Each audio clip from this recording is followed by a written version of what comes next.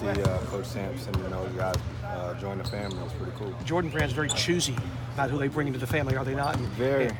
Very selective. You know, if you even watch the landscape of players in the NBA, there's not as many guys. You know what I mean? And it's a huge honor and a privilege. You know what I mean, for not only me, but I'm sure for the University of Houston. So it's actually cool too now to be here in Houston. You know, me, Joe, Nene, and now have the school here. It's pretty cool.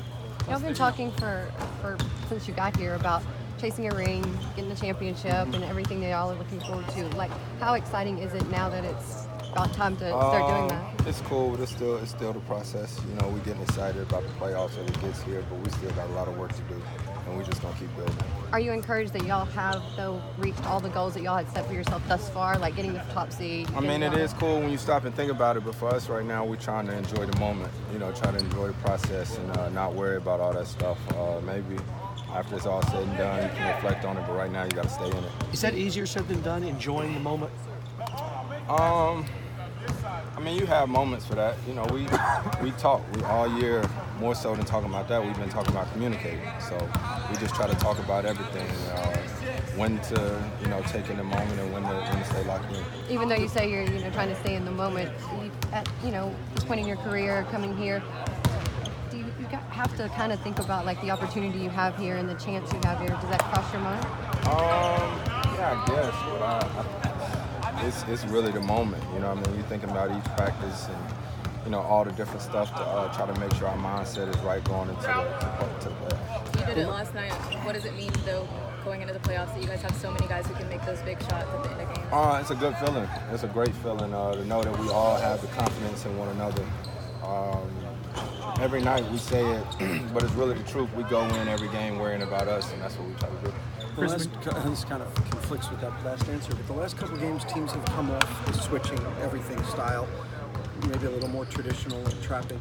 What's the best way for this team to attack if you're not going to be able to go one-on-one against the defender of your choice, the way you typically do? I don't know, you just figure it out. You know what I mean? Like, we don't play one way. I mean, out of 79 games so far, we've showed that ability.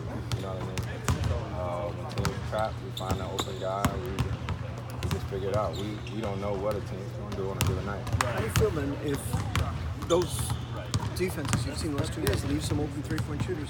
If playoff games are going to come down to can you make 15, 16, 18 threes in a game, is that okay with this team? Well, I said it all year, we are who we are. You know, you didn't see about every game we didn't play. Do we like shy away from threes? So should we now? You know what I mean? Like, no. So we gonna be who we are. Chris, like the threes you were getting last night against that defense, and really Washington Absolutely. too. You seen it? Nobody cares what I think. Yeah, but I'm saying like a lot of them are wide open threes. Like, you know what I mean? So we gonna take those shots every night. Chris, when you're setting up guys for jump shots, how important is the process of actually getting the ball to them in their shooting pocket as opposed to other parts of the pass? I played quarterback when I played football, so I think about that a lot. You know what I mean? Sometimes I hit guys and they'll make the shot and I still say my bad. Because if I'm in a gym shooting, right, and I'm just shooting spot-up shots, I want the ball in a certain place. I mean, sometimes you practice getting high passes, low passes, and stuff like that, but that's how guys usually shoot when they're working out. So in the game, you want to pass it to them just like that because everything is muscle memory.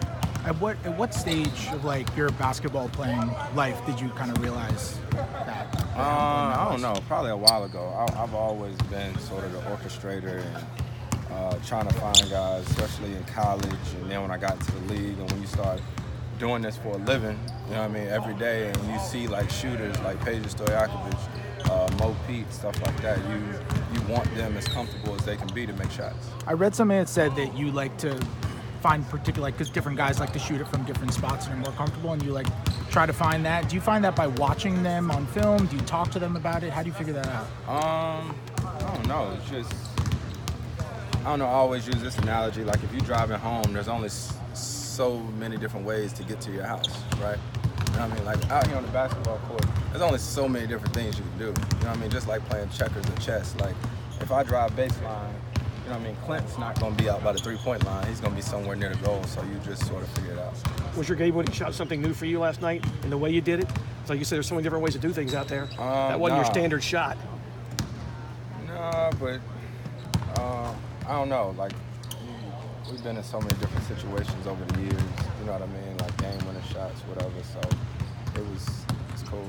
Good, but- just good to not have to play in overtime. That was exactly like some of the previous ones with you inbounding, but typically this team has Trevor inbounding. Did you say, let me run this? Or how did it come to be that you guys changed up what you typically do? I mean, that could have been Blake instead of Clint, or it was catching the pass. It was so much like the previous ones. Like which one? Well, the one against San Antonio was inbound to Blake. You took the return pass. Everything was the same, except Duncan came over to help. Yeah. So how did you end up being the guy inbounding and doing exactly the play? Because ours was a little bit different, but one of us was gonna get it. You know what I mean? One of us was gonna get it, and when he was denied, I was gonna get it. Yeah. It's just you don't usually inbound here with this team. Sometimes depends on the situation, what play we draw. We're not in that situation much here. You know what I mean? We haven't been. You know what I mean? So if the other team is fouling, I'm probably not gonna take it out because I'm gonna be one of the guys to get in. Makes sense. Thank you. I watched that play 10 times last night You know just what to I'm see saying? the